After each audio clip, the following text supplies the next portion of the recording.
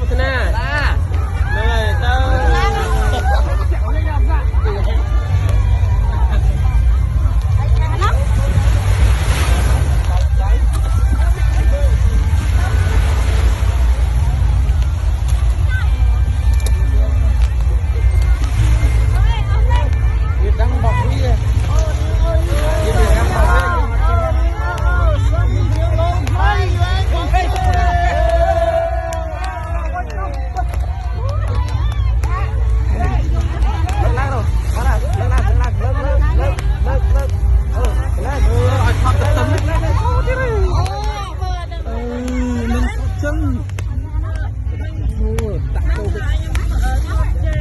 từng kia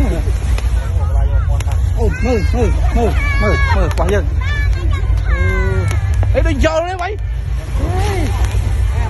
đặt chưa lê bắn vô vậy đi đặt chưa đó bay con mấy chưa